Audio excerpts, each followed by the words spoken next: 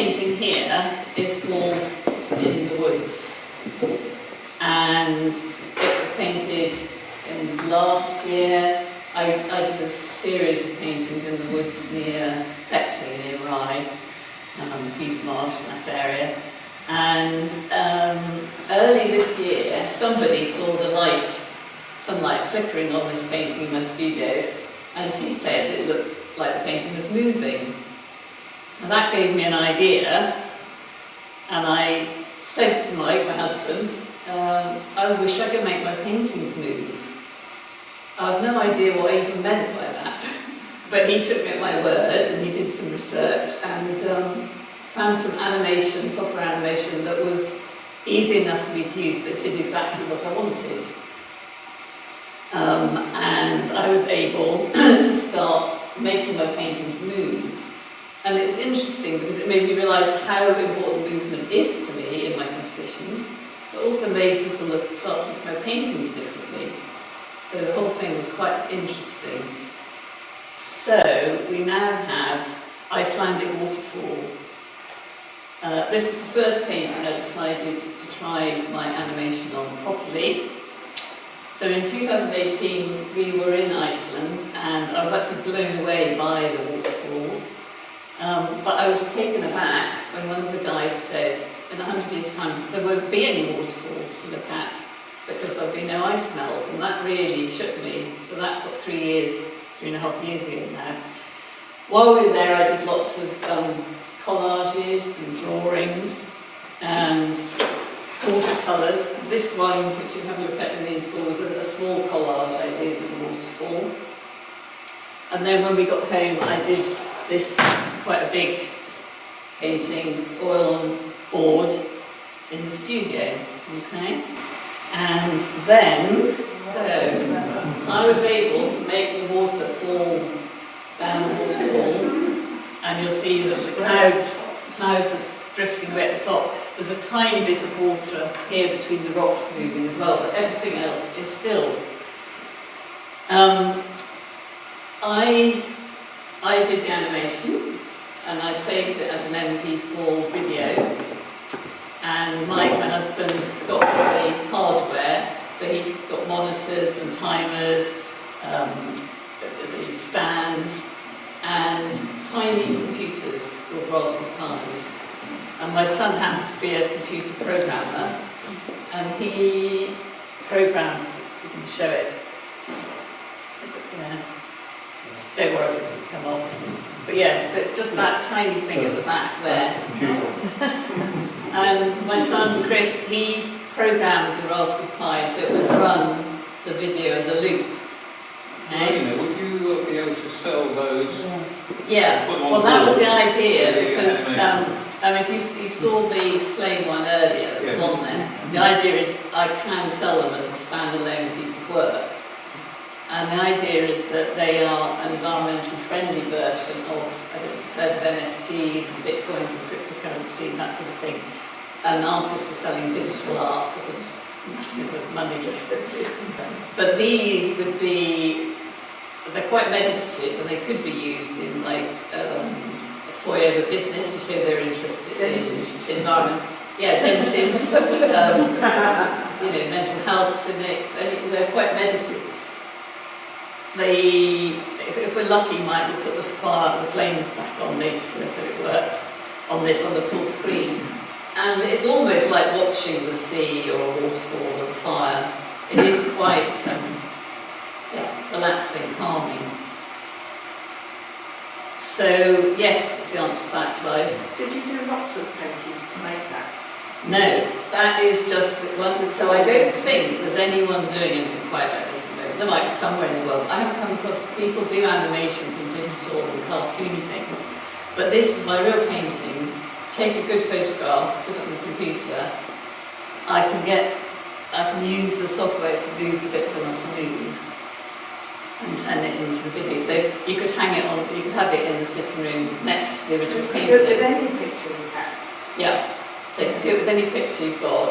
But obviously some paintings wouldn't make any sense. If you had a still life and the cup was going up in the air or something. But it happens to work for my satisfying because they've got lots of movement in, and it can, that's another one you'll see later, that can add to the meaning as well. There's not much point doing it just for the sake of it, I'm doing it because it completes the picture. And I did one of childhood memories, and I was able to have, bits staying still, so some of your memories remain, some were going backwards, some were coming forward, so you can definitely add to the meaning. My recent work has been about the environment. Obviously there's an awful lot going on at the moment with COP26, and suddenly the world has realised we have actually got to do something drastic. I mean, I was a teacher, and 12, 15 years ago I was teaching the children about plastic in the Pacific, and we haven't really come very far, unfortunately, since then. So, yeah, a lot of my work has got a sort of message behind it about the environment, saving a beautiful environment. So I used to be a teacher of English as well as art. And this piece, I've managed to get the words going down the waterfall as well. And it's not for sale, it was in an exhibition about environment not being for sale. And we've got to protect it. It was at Eastbourne School. And the idea is, well, the exhibition was called Drowning in Corruption. And for me, it's very exciting to be able to combine words and images together. And in fact, I did do another one, but it was too long to bring with me tonight, called Breathing Trees. But if you look at my website, you can see more of my animations, and I will be putting more on. I'm going to talk a bit about how I start my pieces. These trees is a mixed media piece, and actually I did in Clive's garden earlier this year. When was the painting day we had? I remember which month? Earlier this year, there was a webcast painting day, and this was the one I turned into a film with Mike's help. I combined it, I got the trees looking as if they were breathing, and the word, the call to arms was breathe with trees. And I entered the competition, but they didn't get anywhere, but it was exciting to make it. So this is mixed media, it's got collage and painting, and it's also got, has anyone used the Sommelier oil sticks? Which I absolutely love. There are little versions as well.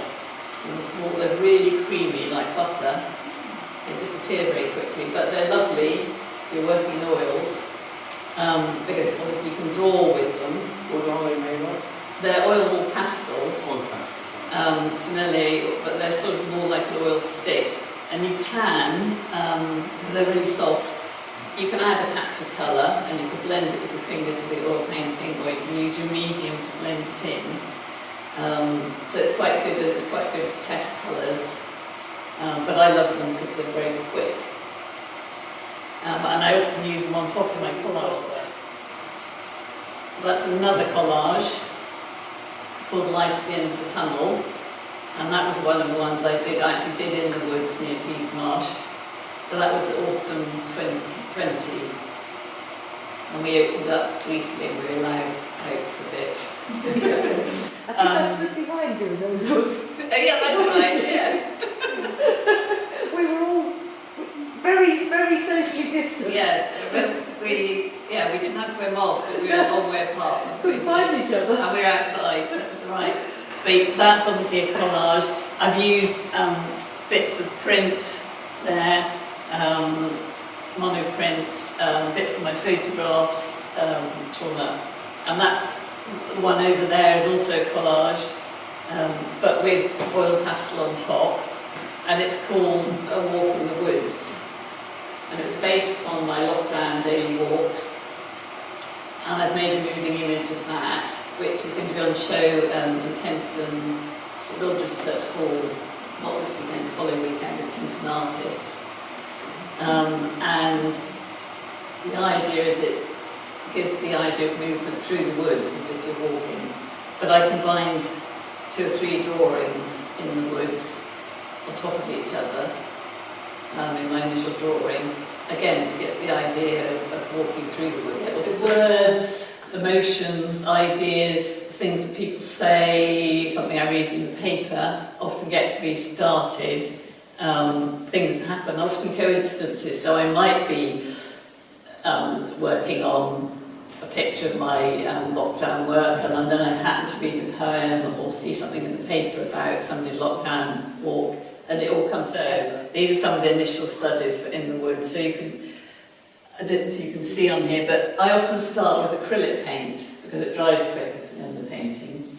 And sometimes I use the acrylic spray paints, the golden, and I might use stencils. So I might tear a piece of paper or card and spray against it. So some of the underpainting is done with the acrylic spray paint. And then I'll work on top of it in oils. Whoops. Right, so there you are. That is the big one that I showed you at the beginning. That's the start of it. And you can see it's spray paint, and I've used stencils to block out areas. So that's given me something on my blank board to work on. Graffiti. Yeah, but it's, I mean, a blank board, working on a blank board or canvas is always frightening. So some underpainting is quite useful. Okay.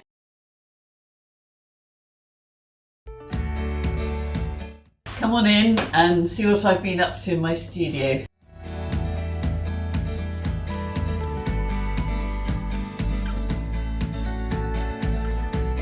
I've been working on this painting, which is called In the Woods.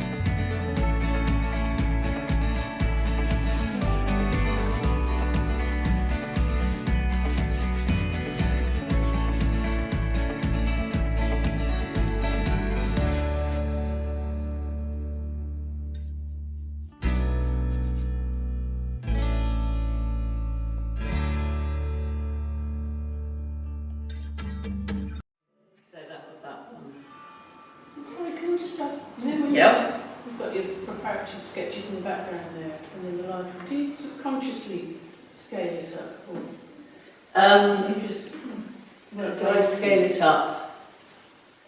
Right, I don't physically scale it up, but so I've got all the studies there, but I just automatically worked bigger on that board. I saw big. I mean, that's really why I started with the acrylic and the spray paint, because it's quite loose and quick, and get the basic proportions in. But you know, you often don't get it right. That happens. Sometimes it works better than others. So I mentioned other artists. About 20 years ago, this is Peter Doig at the Royal Academy, and I was blown away by his work. This is huge. It was like, you know, a whole wall canvas and just these reflections. And Are the feet on the top, really? yes, that's exactly what it's like. So you just got the tiny bit of the person standing there. But he did these huge canvases, and they were really impressive. But I now realise why I was so taken with him. It's obviously because it's how a sort of similar way to, if I look at his work, how I see the world and how I want to paint. So that's what I say, look at other artists to help find your voice. I mean, Picasso said it's all right to steal from other artists, but I think we look at other artists to copy and learn from them and find out what we like and how we want to work. So it's fantastic looking at other artists' work. And my only regret was I didn't buy one of his drawings 20 years ago, because he's now selling for millions. So this was inspired by the coastal erosion at Seven Sisters, and it was right for another moving image. And this one has also just been on show in an exhibition. And you can see the sea is undercutting the cliffs, and the cliffs are falling down. So that was in, that's been on show in Hastings recently. And the original painting was just sold in an exhibition at Seven Sisters to raise funds for the coastal. So that was quite exciting. Talk about putting sound into those moving paintings. Well, a lot of people have asked me that. I don't believe in doing things for the sake of it. It's interesting because I've always wanted multi-sensory. I wanted once to do a painting of a rose that you had the rose smell and the poem about the rose being recited and rose petals falling on the ground. I love the idea of multi-sensory, but I don't know about the sound of these, because the trouble with sound is it interferes with other people. Or in an exhibition, you've got, I don't like really when people have to wear headphones. So I'm not sure, but I guess if they were, that's probably something I might experiment with. If they were going to be used in dentist surgery or something, some gentle sound of water would be good. But it hasn't, I'm on a journey and I tend to, things happen for a reason or opportunity. I don't stand and think, I'm going to make noise on that today. So it might happen, but it will happen. Well, yes, and when they're on a bigger screen. And the other thing, I've got some of these, I've got a very good framer as well. He's also called Mike. He framed some of them so that you could have it framed on the wall, and all you need is a socket to plug it in. So you'd have a moving fire, flames, and the original painting, both in a similar frame, which is quite effective. So, how important was your trip to China and Mike's expedition? I remember triggered so many ideas in your mind. Well, I think, that reminds me of a quote I read the other day.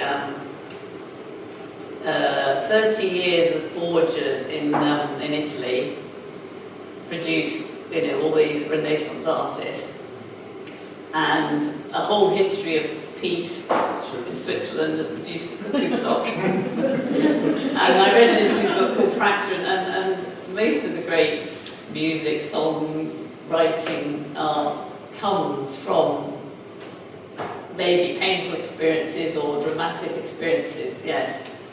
You don't sort of sit at home drinking a cup of tea, producing great art.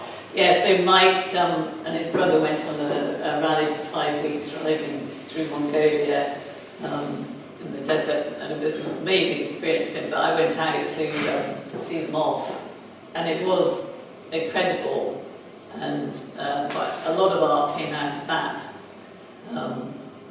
So it was, things like that are really important.